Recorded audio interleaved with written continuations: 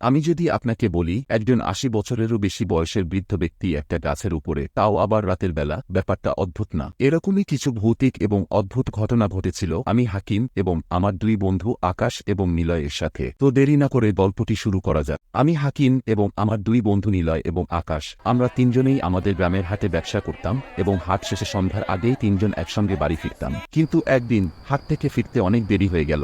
গভীর রাতে তিনজন হেঁটে হেঁটে বাড়ি ফিরছি। আমাদের বাড়ি ফেরার পথে একটি জঙ্গলের মতো জায়গা ছিল, যেখানে কোনো ঘর ছিল না আর অনেক গাছপালা ছিল। হঠাৎ একজন বৃদ্ধ ব্যক্তির আওয়াজ ভেসে আসে, বাবা, আমাকে একটু সাহায্য করো। আমরা আশেপাশে ভালো করে খোঁজা শুরু করি। হঠাৎ দেখি পাশের গাছের উপরে একজন ০ বছরের বেশি বয়সের বৃদ্ধ। কিন্তু অদ্ভুত ব্যাপারটা হলো, এত বয়স্ক বৃদ্ধ গাছের উপরে এলেন কিভাবে?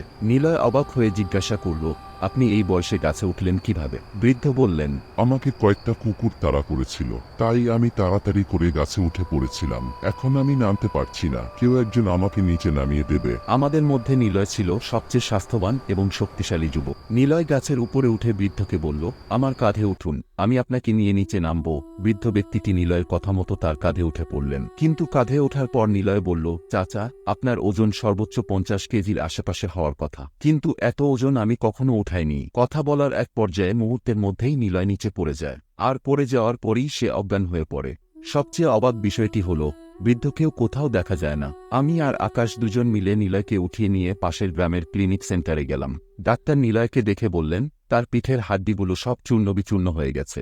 কিন্তু আশ্চর্যের ব্যাপারটা হলো এই যে রাস্তা থেকে নিলয় নিচে পড়েছিল তা বেশি লম্বা ছিল না। নিচে পড়লে একটু হাড্ডি ভাঙতে পারত, কিন্তু এখানে হাড্ডি চূর্ণবিচূর্ণ হয়ে যাওয়ার কোনো কথাই ছিল না। তো এখন নাকি নিলয়ের আর কোনো চিকিৎসা নেই। ডাক্তার নিলয়কে বাসায় নিয়ে যেতে বললেন। নিলয়কে বাসায় আনার ৩ দিন পর সে মারা যায়। পূর্বেই বলা হয়েছে যে নিলয় ছিল একজন স্বাস্থ্যবান শক্তিশালী যুবক, কিন্তু মৃত্যুর আগে সে একেবারে রোগা পাতলা হয়ে গেছিল। কি মনে হচ্ছে গল্পটি এখানেই শেষ? এটা তো গল্পটির সূচনা মাত্র। আমি আর আকাশ তো এখনো বাকি আছি। ভিডিওটি দেখার জন্য ধন্যবাদ। যদি এই গল্পটি আপনার ভালো লেগে থাকে এবং আরও গল্প দেখতে চান, তাহলে সাবস্ক্রাইব করুন এবং পাশের বেল আইকনটি চাপুন যাতে কোনো আপডেট মিস না হয়। ভিডিওটি যদি ভালো লেগে থাকে তবে লাইক দিন এবং আপনার বন্ধুদের সাথে শেয়ার করুন। এছাড়াও কমেন্টে জানান কিরকম গল্প আপনি পরবর্তীতে দেখতে চান। পরবর্তী গল্পতে আবার দেখা হবে। বাই।